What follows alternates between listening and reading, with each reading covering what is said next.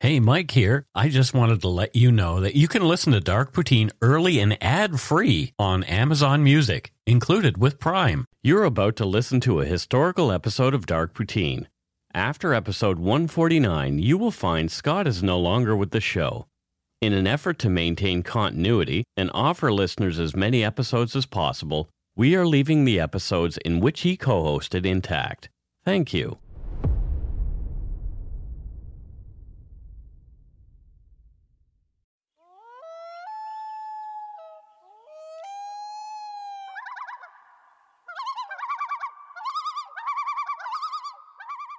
Welcome to Dark Poutine. I'm Mike Brown, creator and host. With me, as usual, is my good friend and co-host, Scott Hemingway. Say hello, Scott. Hey, everybody. It's an early morning for us. It's an early morning. Poindexter's got to work early. Poindexter. The views, information, and opinions expressed during the Dark Poutine podcast are solely those of the producer and do not necessarily represent those of CuriousCast, its affiliate Global News, nor their parent company, Chorus Entertainment. Dark Poutine is not for the faint of heart or squeamish.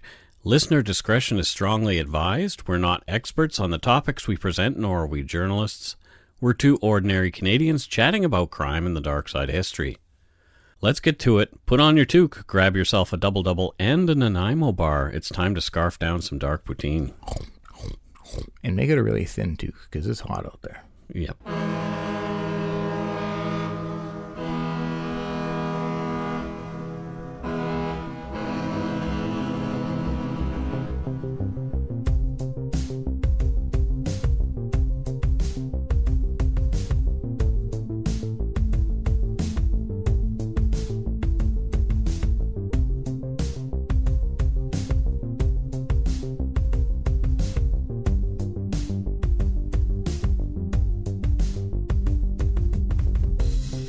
This is episode 85. Whew, we are 15 away from 100, my man. I know. Wow. Your math is getting better as we get closer, because I think there's less to be calculated? To yeah. It's not like it was 67. I'm like, oh, what? Yeah. What's left after that? I think it's 40. On with the show. While I was researching other cases, I stumbled across this one. I'd planned another case for this week, but as I read the extensive court documents on this case, I was pulled in and felt compelled to tell this story. Mm-hmm. In this episode, we're covering the 2008 murder of respected Vancouver Island nurse named James Shannon at the hands of a man named Kim Winslow Rothgordt. The two met through an online dating site, and their very first encounter was fatal for James Shannon. Oh, no. This is Date with Death, the murder of James Shannon.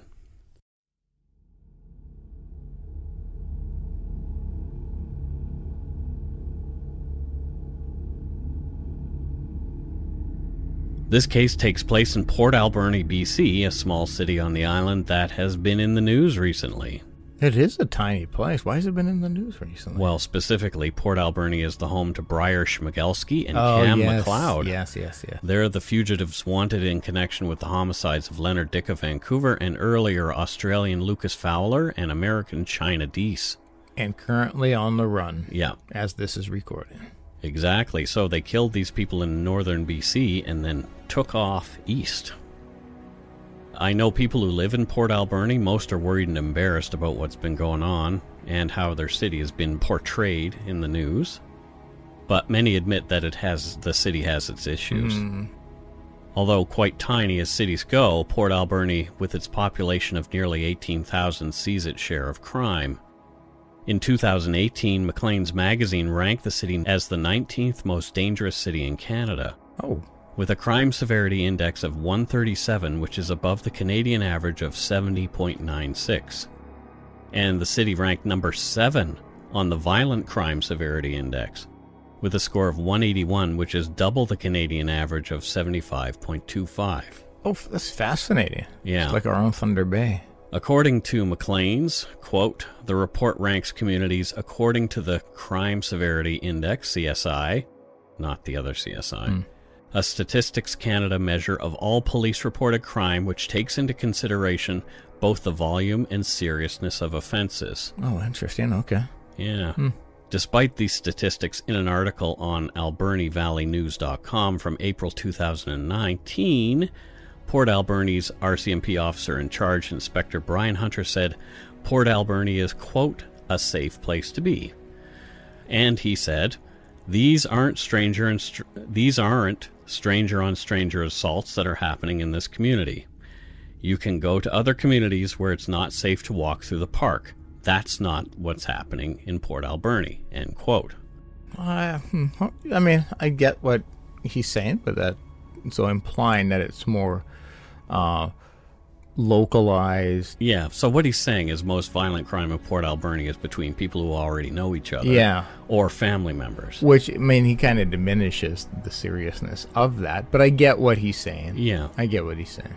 Booze and drugs are often contributing factors in the crimes as well. Yeah. But this seems to be a trend in many of the more, quote, dangerous communities in Canada. It definitely seems to go hand in hand with socioeconomic issues as well. Yep. Have a listen to the Thunder Bay podcast by Canada Land for a real intense take on this. Yeah, it's fantastic. Yeah. No, I mean, maybe not if you live in Thunder Bay, but yeah, it's a really good case example of what we're talking about here. Even before that, I listened to that podcast when I went through Thunder Bay last year. I could feel that little bit of intensity where I was downtown. Oh, really? Yeah. I just felt, there's a lot of people with drug and alcohol problems down there. And you could see it, just like downtown Vancouver. Yeah. This case, however, received very little media attention. In fact, almost none outside British Columbia. Perhaps as the victim was a 52-year-old openly gay man, it's not a track to cover. It speaks to a lot of bias in the mainstream media, that's for sure. Yeah, well, okay, well. So they'll say, who wants to hear about that? Well, I do. I would like to hear about a crime that happened in my neighborhood, especially one as interesting as this one. Yeah. No, it's a, I don't want to get cussy. Yeah. Almost all the research for this story comes directly from very detailed court documents on the case. In fact, one of the decisions was over 200 pages, so it's like a book that I had to read to put this story together. So all the facts are facts that come directly from court documents. Oh, okay, right on. On the morning of February 15th, 2008, James Shannon didn't show up for his 7 a.m. shift at West Coast General Hospital, just over 4 kilometers from his home. A staffing clerk at the hospital tried to get in touch with him that day, as not showing up for a scheduled shift was unusual for James.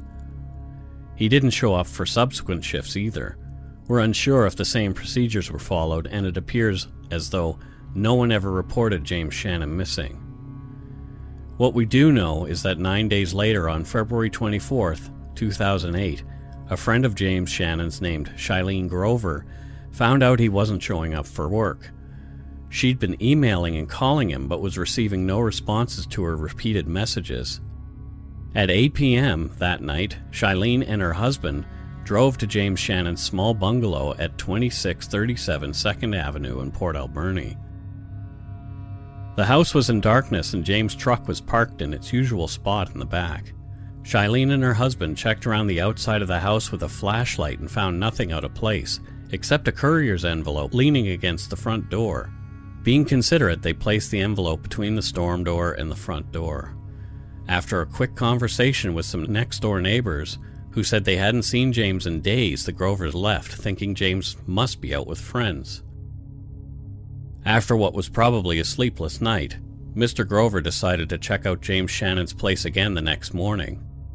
The daylight painted a different picture. The back door was ajar and open 4 to 6 inches behind the closed storm door. Peering through a window, Mr. Grover saw that the house looked as though it had been ransacked. He called Shailene and told her something was wrong. Mr. Grover went into the house through the front door, which he found unlocked, bringing in the courier envelope still between the two doors. Grover started for the basement, but something told him to check the bedroom first, so he turned and headed there. Inside the bedroom were large piles of debris on and by the bed, which consisted of various items from around the household, including blankets, towels, etc. The wall above the bed was splashed with what looked like dried blood, and the room stank. Rather than investigate any further, Mr. Grover exited the house and called Shailene, telling her to call police. Shailene called the cops as shaken-up Mr. Grover left the house to wait for the cops to arrive. Just after noon on February 25, 2008, Constable Henderson of the Port Alberni RCMP arrived at James Shannon's residence after Shailene Grover's call for a welfare check on James. Mr. Grover told Constable Henderson what he'd seen inside. Henderson went in and verified the mess inside the home, the blood spatter on the walls and floor of the bedroom, and that, to his experienced nose, the bedroom smelled of death. Henderson called for backup, and another patrol officer, Constable Haldane, arrived soon after. After clearing the rest of the ransacked house, the constables entered the bedroom, using their flashlights to get a better feel for what was there. I have such empathy for folks who have to find their family or friends violently murdered. I mean, I know he didn't necessarily find them, but saw a lot of evidence. Like, that'll haunt you. I can imagine, like, just coming out to the front lawn and collapsing, and like, oh, it's just something that you have to live with for the rest of your life. From court documents, Constable Henderson observed big pools or puddles of blood on the floor as he walked around the bed. As he shone his flashlight back and forth across the bed, Constable Henderson wondered why debris was piled so high in the bed to a height of about 1.5 feet. When he saw a portion of what he believed to be a nose and a mustache, he indicated that they should leave the room, and they exited the house at approximately 12:25 p.m. When they walked out, Constable Henderson said they tried not to disturb anything more than they had by walking in. He said they did not turn on any lights or move anything with their feet that he was aware of. They waited outside the house for the other officers to arrive. There was a massive amount of blood in the bedroom, more than a few of the attending officers had ever seen at a crime scene before or since. The attack in that room had been nothing short of savage. Yeah, I think this is something that we don't give first responders enough credit for the things that they have to see daily and encounter daily. Yeah, for sure. Like, wow. In a weird twist, shortly after the discovery of James Shannon's body, the cops had their suspect in hand.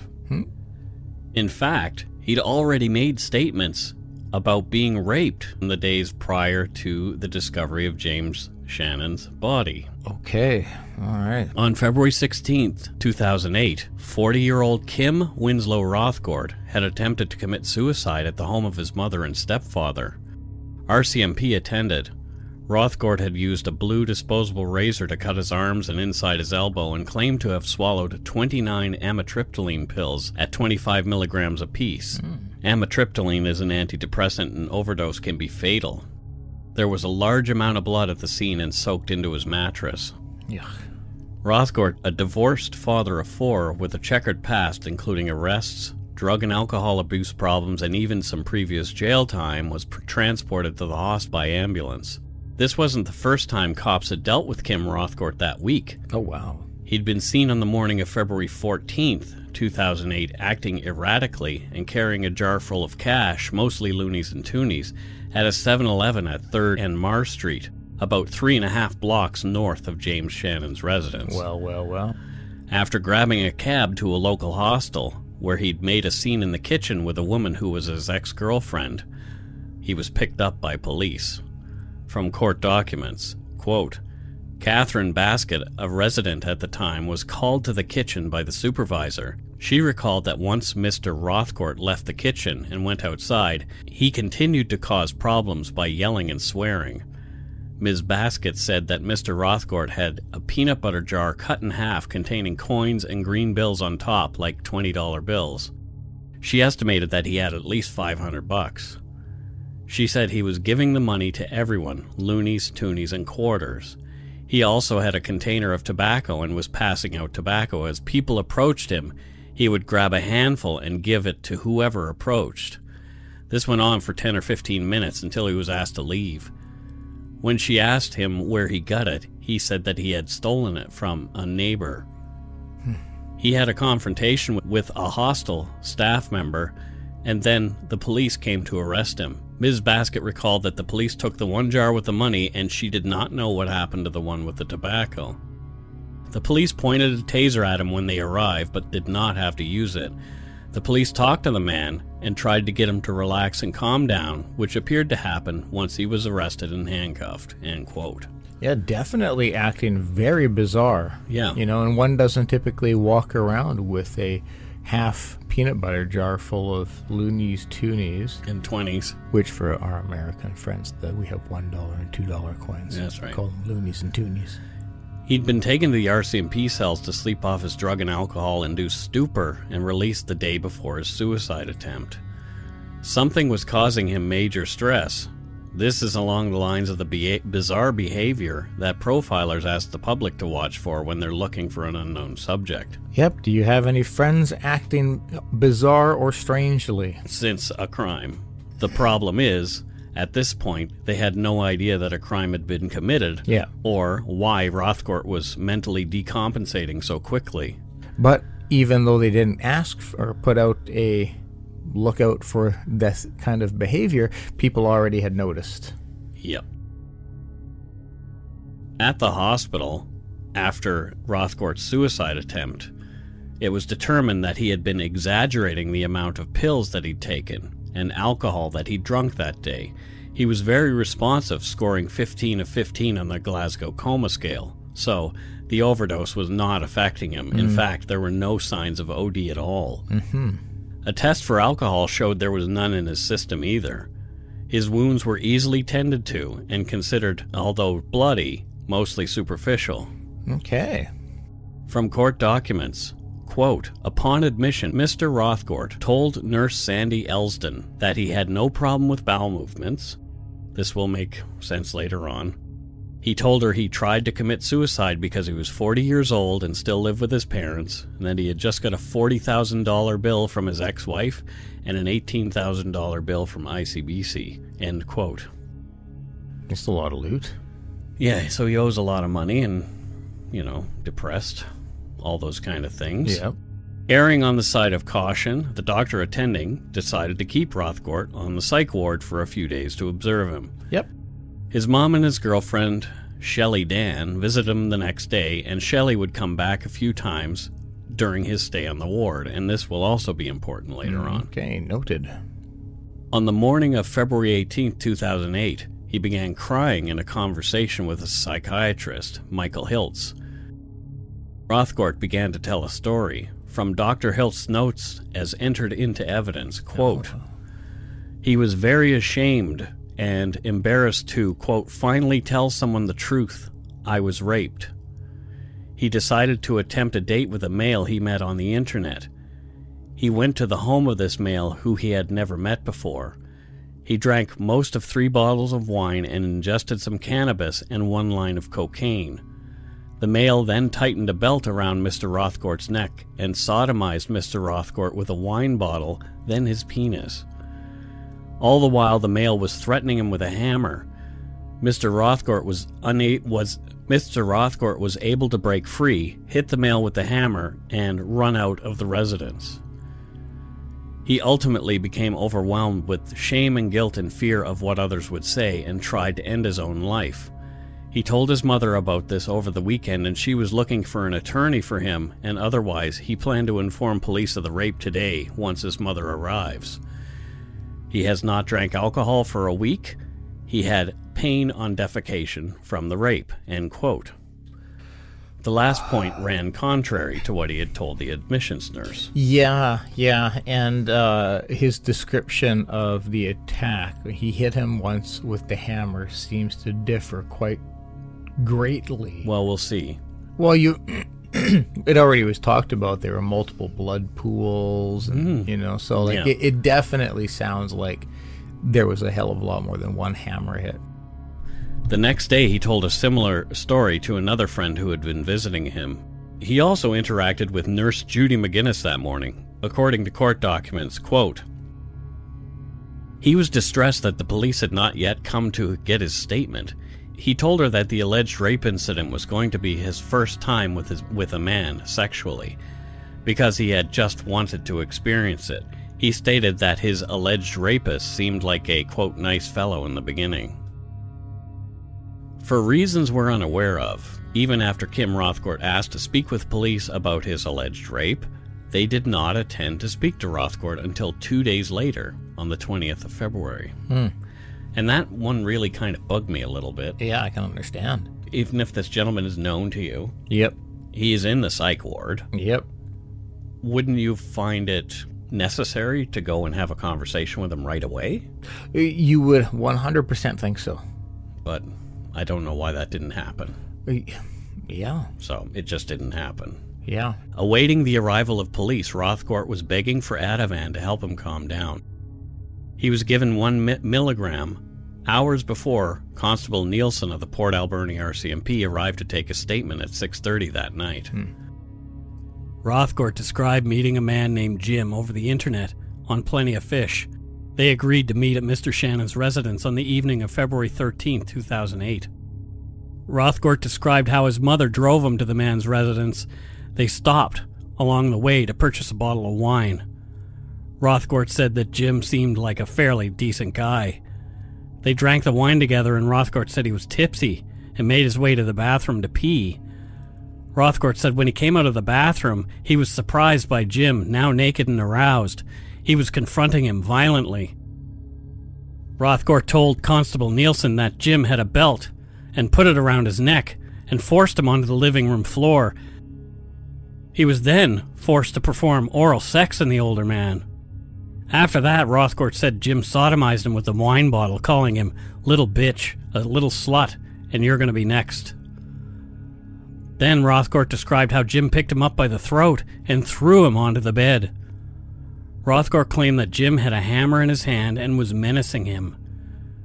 Rothgordt was unclear about where the hammer had come from, but Jim allegedly was choking him with the handle down across his neck.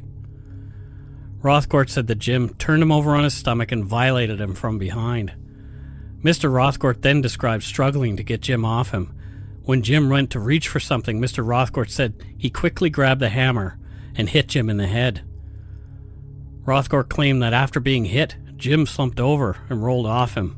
Rothgordt said, quote, I hit him a couple of times, wham, wham, and then I got out of there. End quote.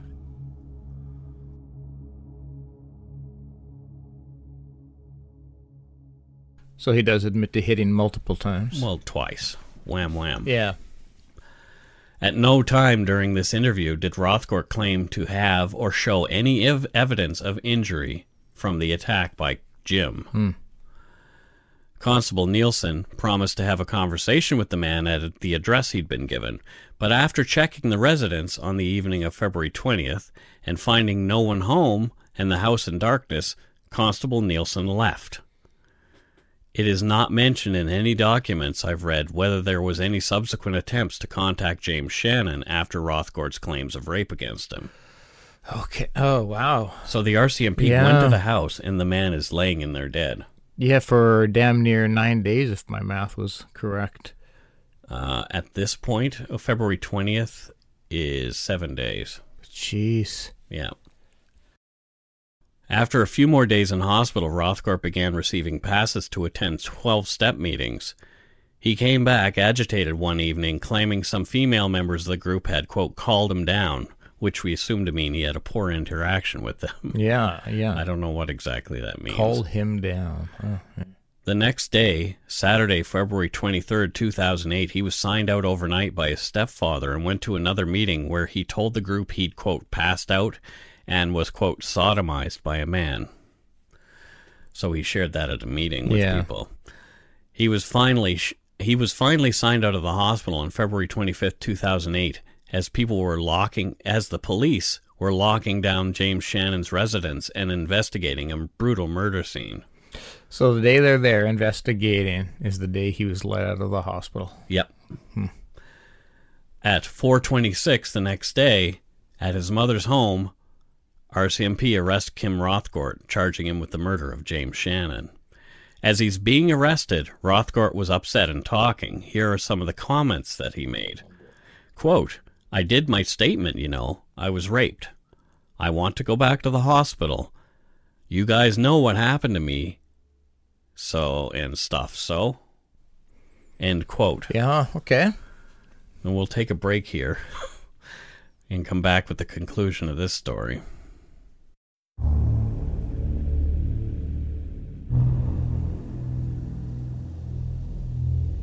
And we're back. So what do you think of this so far, Scott? Yeah, so he's really, every chance he gets, he's asserting that he was raped. Mm-hmm. He's asserting that constantly. Yep. And it's a tough thing. Yep. You want to believe every because rape victim or somebody who claims that. Yeah, because the odds are that it's legit.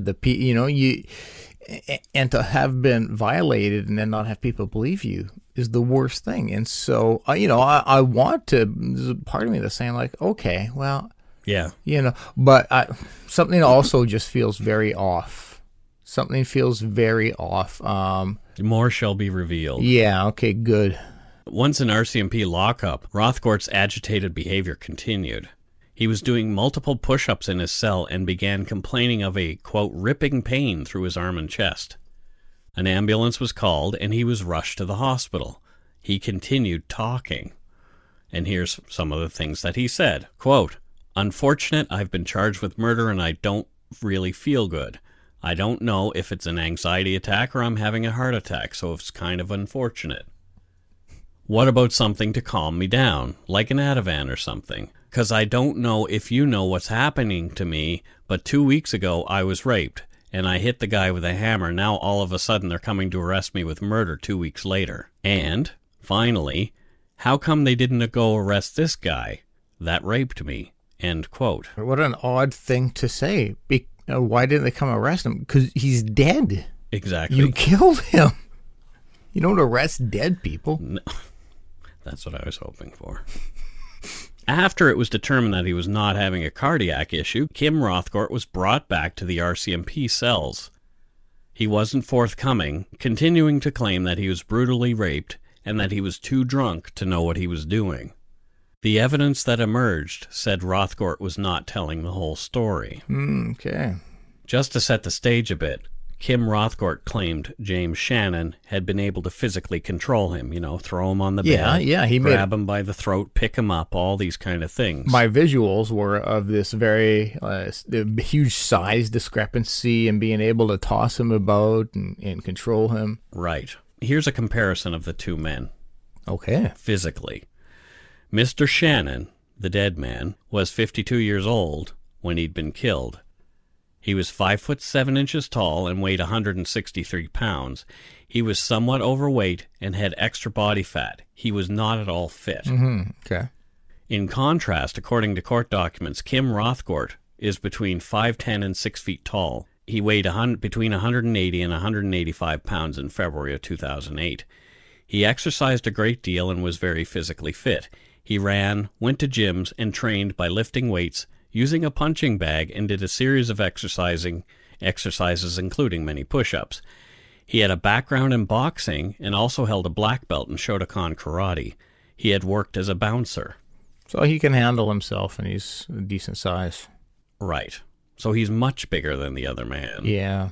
Okay. And much more fit than the other man. Being devil's advocate again, there's sometimes smaller people have no concern or no issue controlling somebody bigger because the threat of violence, having a hammer and stuff. But this is just feels off.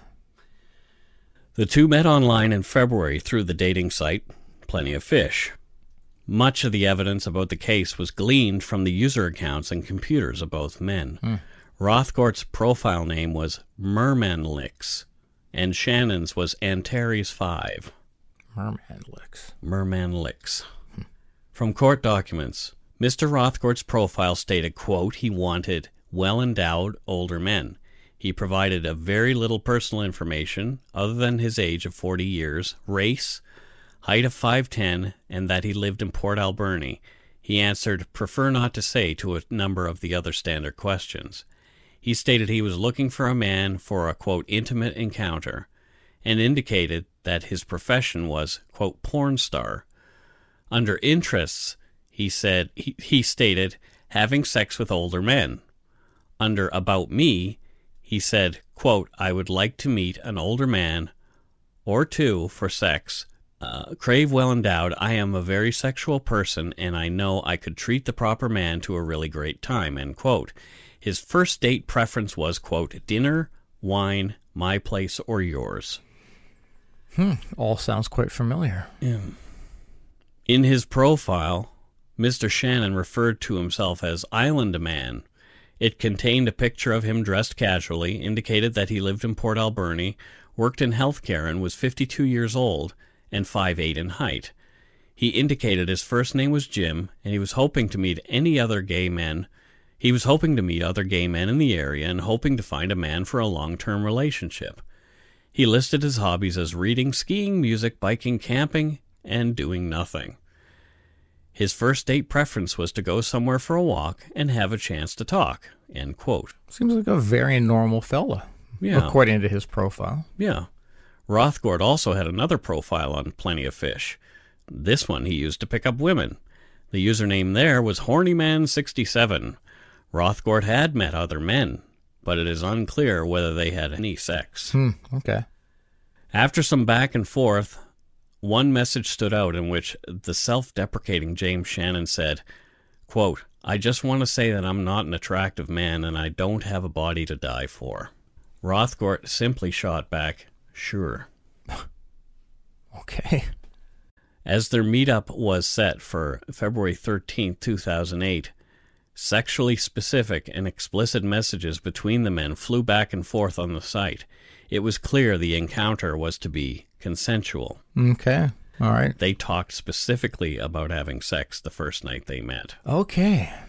After James Shannon was dead, Kim Rothgordt had called his older son Riley, then 18 years old, using James Shannon's phone. Oh, boy. Riley later testified that in the call, his father said he'd just killed a guy and needed Riley to go down there. Riley said that in the response, he said, "What do you mean you just killed a guy?" And his father responded, I killed a guy, and I need your help. I need you to come here." Then Riley said, "What do you mean you need me to come there?" And his father said, "Come here, I need your help." Riley left his girlfriend's place and went to the address that his father had given him. Oh, no. Oh. Riley saw blood spots on Rothgordt's face as he was pulled into the house by his dad. He asked what happened, and Rothgordt told his son that he'd been doing drugs and the man had attempted to, quote, take him out with a hammer. Rothgordt claimed to have, quote, blocked the attack and hit the man. Riley testified, quote, "I believe my father told me he struck the man with his fist, and he took the hammer to the man. He told me he beat the man with the hammer. He said he hit him in the head a couple of times." Oh. Yeah, it's just the visuals. Like, there's something about murder all the time that's uncomfortable. But, yeah, I can almost feel, like, thumping on my head.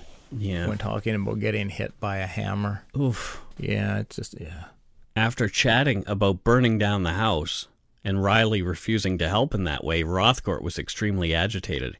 He was threatening to kill Riley at this point as well. You've got to be kidding me. No. The next few paragraphs are quite graphic, like they haven't been already. We feel these are important to the story. Yeah. From court documents, Riley said his father, quote, got a bit angry of what happened at the guy, calling the guy a puke and a worthless piece of shit and all that. Then Riley said that his father went into the bedroom and attacked the body again with another sort of weapon, screwdriver or knife, and that he did not see it, just heard sounds of him attacking the body. He could see his father's legs through the doorway to the bedroom.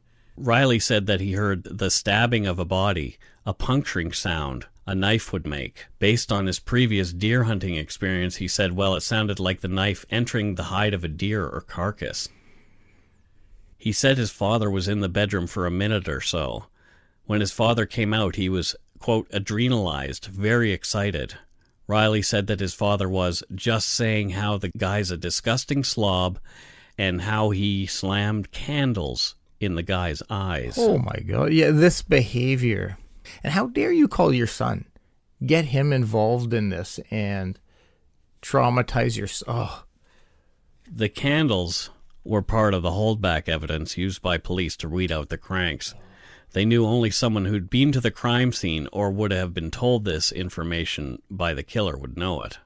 After grabbing a few items and slamming them into his backpack, Rothgordt and Riley left James Shannon's house. Riley had been there about 10 minutes. Ugh.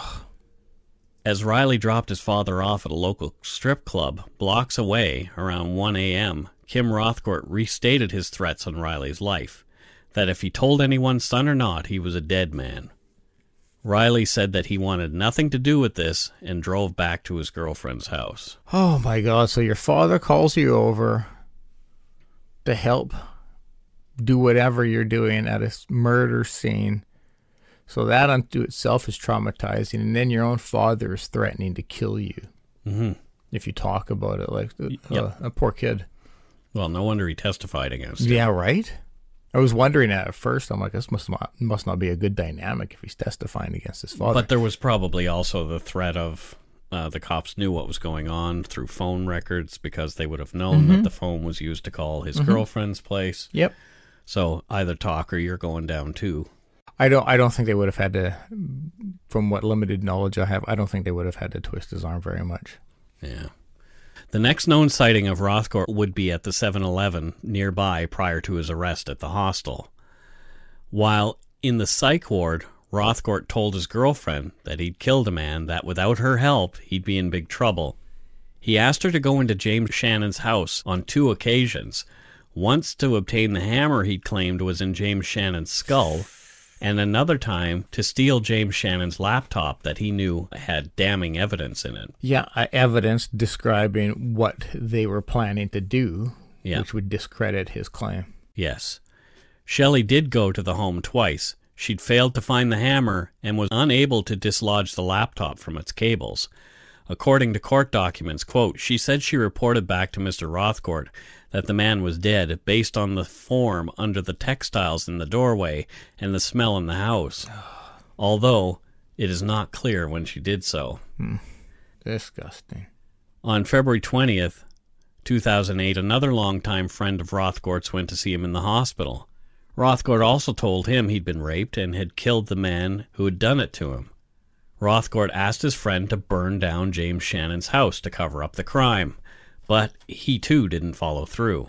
At trial, the evidence against Rothgordt was mountainous. There was DNA, blood spatter evidence, fingerprint and footprint evidence, as well as Rothgordt's own statements. The evidence given by the forensic pathologist indicates a frenzied attack, and this is detailed in sickening as well, and I left a lot out, so be prepared. Mr. Shannon's skull, with its extensive skull fractures, looked similar to the shell of a hard-boiled egg that had been struck by a spoon. Ugh. There were many broken pieces of the skull under the left side of his nose, under the left eye, and the left side of his head, from the back of the left eye to the left ear. Dr. Litwin concluded that the injury to the shoulder and the 4 similarly shaped injuries to the neck constituted 5 separate blows consistent with being delivered by the claw of a hammer. He said the 2 additional injuries higher up the neck and more under the jaw could also have been caused by the claw of the hammer, but they were less distinct injuries. The insertion of the candle causing blunt force injury to the right eye, the right hemisphere of the brain, and the brain stem was associated with some evidence of bleeding in microscopic tissue, such that this injury may have been a component of the blunt force injuries that ultimately caused Mr. Shannon to die. The candle was inserted until it came up against the back of the skull. Holy shit. The 4 stab wounds did not cause bleeding in microscopic tissue and therefore occurred at a time when the heart was not pumping blood.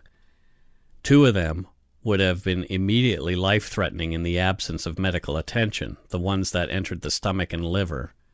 Also in this group was a broken left 7th rib. There were no defensive wounds on the man's body. Oh my God, that's horrid. Yeah. Oh.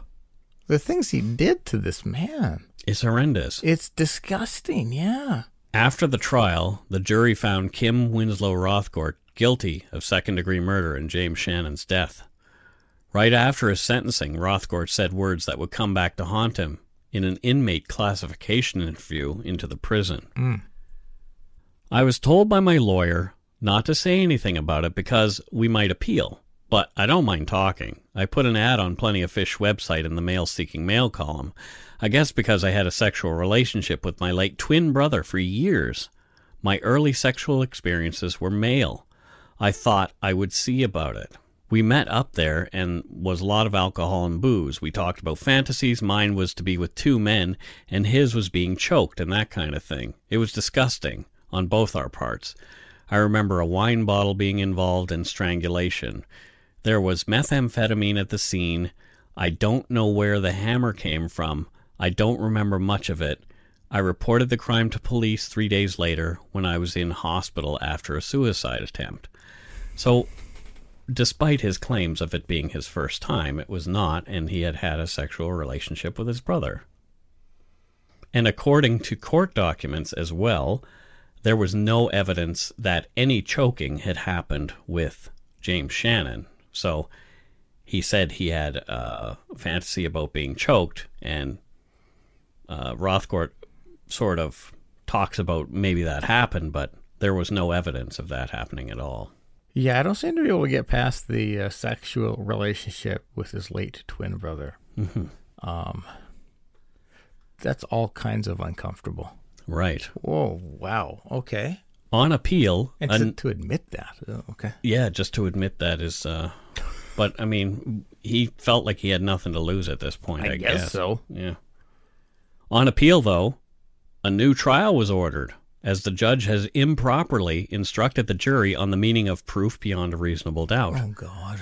From a Globe and Mail article, quote, the appeal court ruling said the judge was wrong in telling juries a conviction could be based on a lack of evidence, and that he also erred in other areas related to the defense of provocation and intoxication. Oh, no. End quote. Apparently, the two defenses, intoxication and provocation, should have been considered separately, but the judge said to consider them together. Yeah, okay.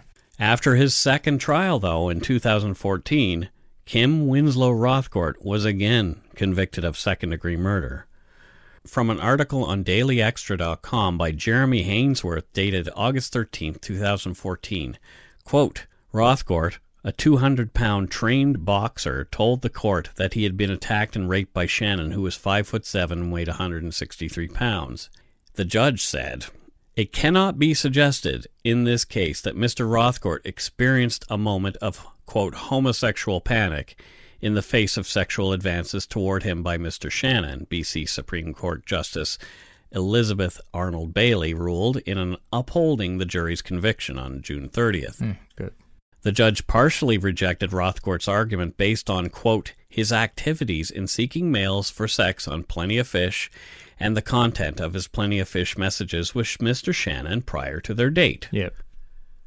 Quote, moreover, she ruled, in this day and age, I do not consider it likely that homosexual panic, that's in quotes, will often, if ever, provide a valid basis upon which to find provocation. Oh, good for her. Yes, very good for her. Yes. So that kind of sets a precedent as well. I mean, you know, they were there consensually, and perhaps there was something in this guy's brain about feeling guilty about what he had just done. Oh, I think my gut tells me that's exactly a quick regret and lashed out. Yeah, because what he did to the man was horrific, but at the same time, it wasn't provoked at all by this man, other than it seemed like they were just there to have a good time. To do what they talked about doing. Mm-hmm. Yeah. Yeah. Before declaring Rothgordt guilty of second-degree murder for a second time, the judge said, quote, when I consider all the evidence that is relevant to Mr. Rothgordt's state of mind, I find beyond a reasonable doubt that he possessed the requisite intent to kill Mr. Shannon when he did so. Mm-hmm. Yeah. And remember last week, when we ended with a profile from CanadianInmates.com? Oh, I do. Yep. Well, guess what? Oh, gosh. Yeah. So, So we're looking at a picture of Kim Rothgordt right now. Oh, he's in Agassiz, huh? Yeah. But he's a big man. Looks like he looks like a very fit gentleman. Yeah. Wearing his wife beater shirt and shorts and some flip-flops, obviously at the pen. So here we go. Here's his profile on CanadianInmates.com. Name, Kim Rothgordt. Institution, Mountain Penitentiary. P.O. Box 1200, Agassiz, British Columbia, V0M1A0. Date of birth, October 9th, 1967. Convicted of second-degree murder. Expected release date, 2023, and that's his day parole eligibility then. Mm-hmm. Interested in corresponding with women. And here's how he describes himself. I'm 5'10", 240 pounds, and very fit and masculine. I enjoy educating myself and spend my time helping other inmates with exercise routines. I'm an animal lover and enjoy gardening. I'm very self-disciplined, no drugs or other behaviors that got me in here. I was baptized in 2012, born-again Christian in a number of 3 prison ministries. I'm pursuing my education to become an addictions counselor. I am also a journeyman Class A gas fitter, graduate of NAIT, Edmonton, Alberta. I have 4 grown kids from a previous marriage and 2 grandkids. I'm searching for that special someone who's not materialistic and enjoys reality. I'm a singer, songwriter, bass guitarist in a prison blues band. Looking to correspond with women 18 years of age or older. Race and body type are not important. It is what's inside that's important. Thanks. Well, it really is. It really is. So there you go, ladies. You know, when reading that profile, you're like, hey, this sounds like a catch. Sounds like a catch. Oh, aside from the fact that, murder. Yeah. Well, let's break it down a little bit. Please. Let's break it down a little bit. So here we have somebody who is preparing himself to get his parole. Mm-hmm. He's jumping through all those hoops. Yep. He's probably staying away from the drugs and all that kind of stuff in jail, How great. He's born again. So he's found Jesus. How convenient. It happens a lot in prison. Just it's good timing. Interesting how once you're in there is when it happens rather than... When it can aid visuals in regards to one getting out. Yeah. Very, very, very. Very interesting. Very. What I really like is I'm searching for that special someone who is not materialistic and enjoys reality. So he's saying he wants somebody who's not a stoner or drunk, but the not materialistic is probably because... he doesn't have anything. He has no material. Yeah. Because he's in jail. Must enjoy yachts and boats. I guess a yacht is a boat. Yeah, as far as I know, Mountain Penitentiary is not Camp Cupcake. No. That's the max pen. It's the max pen. Yeah. Yeah. It is. So he's still in max, ladies. Yeah. If you want to correspond with somebody who's in max and has a history of murdering people, waka waka. Oh. Yeah. It's sexy time. Hubba. Yeah. So. But the fucked up thing. Someone will. Yeah, he's probably getting lots of correspondence. Yeah, just Google these people before you. If you go to CanadianInmates.com, just Google the person. Especially when he says convicted of murder. do a little Googles. Oh my God! Right? So he's a singer and a songwriter and a bass guitarist in a prison blues band, and James Shannon is in a grave somewhere. Sometimes I hear these, like, what people do in prison. I'm like, that doesn't sound like the worst environment. He gets to play bass in a band in prison. Like, yeah, but guess who can't? Yeah. The victim. Yeah, can't do anything. Yep, because you brutally murdered him. Yeah, I really don't... I don't know. It's a bigger conversation that we can have today. Yeah, I don't understand how this works. I really don't. I mean, I'd love to believe that this gentleman is going to be rehabilitated and never do this again. Mm-hmm. But I don't know. He had convictions before. He stole a car and let me see. He has a criminal history. Yeah, he has a criminal history, and it goes all the way back to what I could find was in Red Deer, Alberta. When he was 21, he was handed a jail term for being the driver at a break-in at a corner store where they stole $976 worth of cigarettes and turning a toolbox, causing $450 worth of damage. He was also charged for writing bad checks. He stole a winch from somebody else.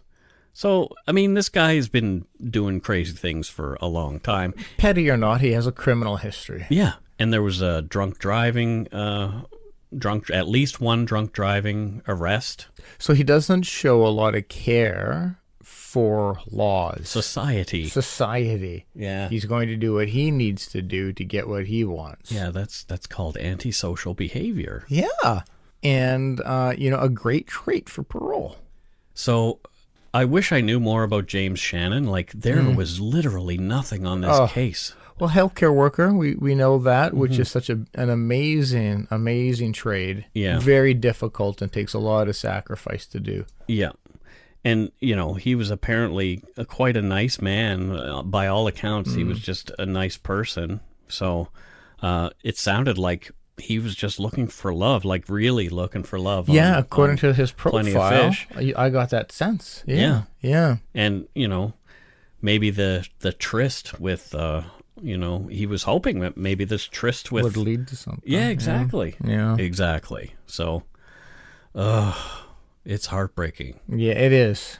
But I was super disgusted that I couldn't find anything more on it. Yeah, you would, which is one of the challenges that our society currently has right now, is we show more interest in the killer than we do the victims quite often. Yeah, and not to mention the fact that I was disturbed by, wait a minute, so this guy didn't show up for work for a week? Yeah, it took that long. Yeah. And nobody went to his house other than his friend who had heard about it? Yep. Like, what the hell? Yep. And then the police, they find out from this guy in the psych ward that he may have been raped. He's saying that he's been raped. I would hope that the police would take that seriously and they would be off to look for this person who had possibly done this. Oh God, yeah. And but no, they just check the house and see it's dark and think, oh well, I'll go back. But there's no evidence that he even went back. The only not to defend the lack of investigating or care by everybody involved, but some people really do live a very isolated lives. They prefer it that way. So, that's part of the problem about living a very isolated life, is that sometimes if you go absent, it's not noticed. But you would think work, after so many shifts missing, right? You would think work would be like, yeah, we should do something. Let's try to. Is there an emergency contact on the documents that he, or even one of his provided? friends at work, or somebody? Yeah. Well, James isn't here again.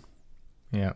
But it was unusual. They said that this was unusual for him to do. That it wasn't an everyday occurrence. So, if it's not an everyday occurrence, what the heck is going on? Because he could have just had a heart attack. He could, there's a lot of, you're not going to instantly think, oh, he must have been murdered. But you could think, oh, no, is he okay? Did he have a stroke? Did he have a heart attack? Is he in a car accident? Let's find out what happened to him. Exactly.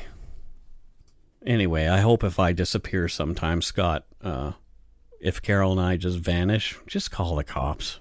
I'll give it a solid 13 days. Yeah, if Mike's not around for the recording of the show, there's something wrong.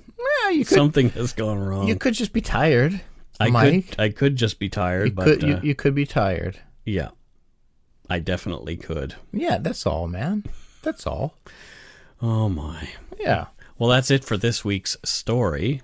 Woo. Oy, oy, oy. Yeah. Before we go, we want to give shout-outs to our Patreon patrons, as usual, per the usual. Per the usual. Yeah. So, first up, Jared Reese from Manhattan, Kansas. Oh, wow. So Okay. there's 2 Manhattans. I did not There's probably know that. even more than that. I did not know that one. Thank you, Jared. Emma Massey. Yep. I don't know where Emma's from. She's from Manhattan, Kansas. What? Yeah, I know. That sounds like you're just reading the one below it. How dare you imply that? What Mike? does she do in Manhattan, Kansas? She's a doctor. Oh, a doctor. Yeah, she's a doctor. She specializes in eyebrows. Wow. Yeah, eyebrow cancer is not. It's a thing. Well, that's horrible. Keep up the good work, Emma. Yeah, keep saving those eyebrows. Michelle Coleman. Yep. Is she from Coleman, Alberta? No, come on. Now you're the one who's just taken the easy road. What? That Mike. could be, though. Well, it could be. Why, do you know her? No. Oh, okay. Well, then, so you are just taking the easy road. Okay, so where's she from? Coleman, Alberta. Up yours. She's the direct descendant and heir to the Coleman camping gear company. Oh, wow. Yeah. So she's got that camping money. She got that camping money? Yeah. Spread it around, Michelle. Thank you. Make it rain, camping money. She's making it rain, giving us some cash. Yeah. It's I enjoy your family's items. Luke Banville from St. Albert, Alberta. Hey, Luke. Thank you. Ashley Black, our patron yes. from Seattle. Yes. She's a PM from Seattle. Now she's upped her pledge Ashley. another $5, so she's like ultra PM. I don't know what we would call that. Like, that's amazing. Thank you so much, Wow. Ashley.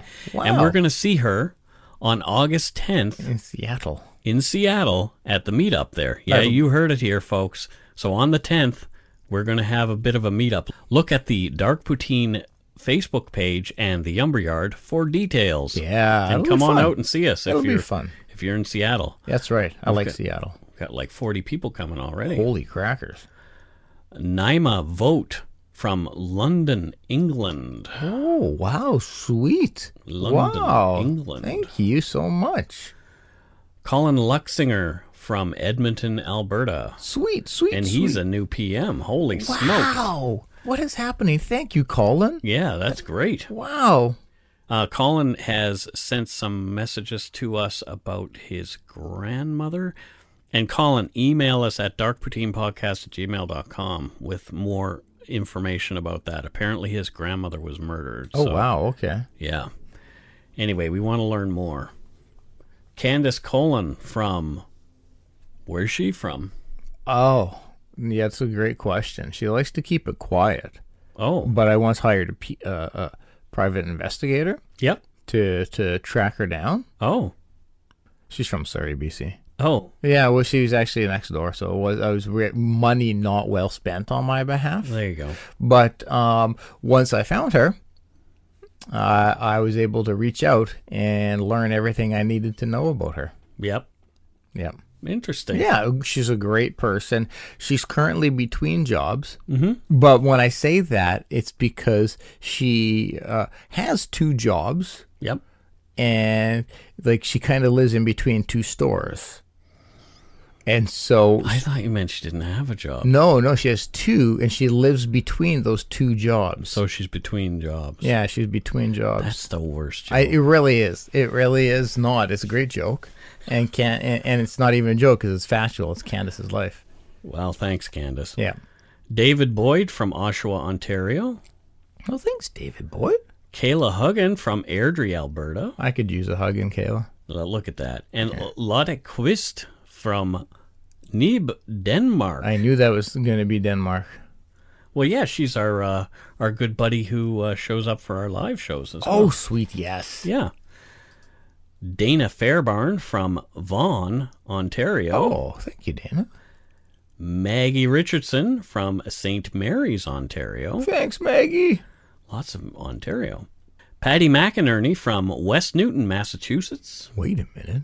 Newton? We live in Newton. But not West Newton. We are West Newton because it's west. Yeah, exactly. It's west of that. Exactly. But I guess she's more west. No, she's more east than west. Wow, this is like math all of a sudden.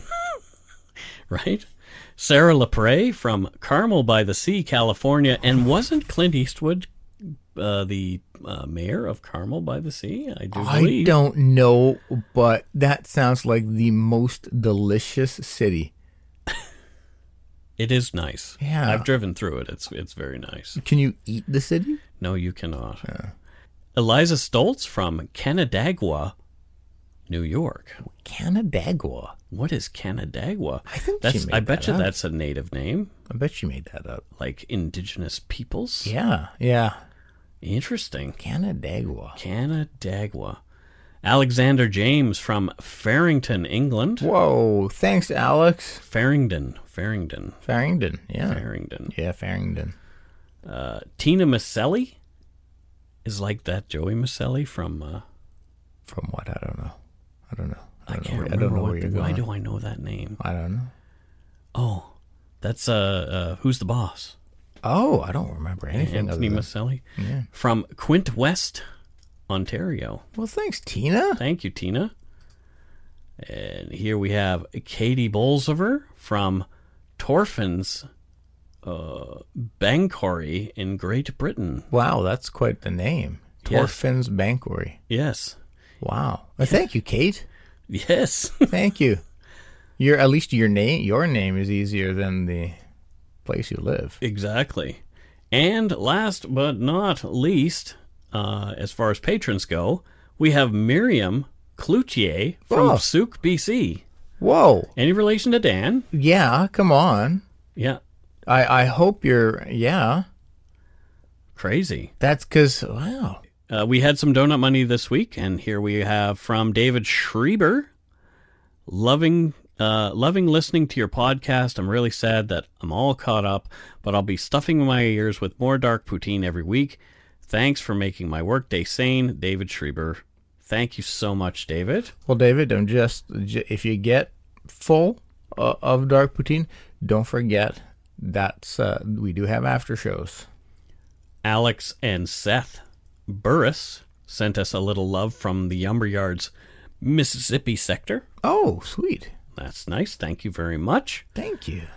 Jennifer Gidry said, thanks for a great podcast. You're not afraid. Thanks for a great podcast. You're not afraid to share the details that sometimes are worse if left to the imagination. They describe the true depravity of the crime. Enjoy the donuts. Jennifer Gidry, Winston-Salem, North Carolina, USA. Thanks to Georgia Hardstark of My Favorite Murder for turning me on to you guys. Oh, yeah. We thank her too. Big time, yeah.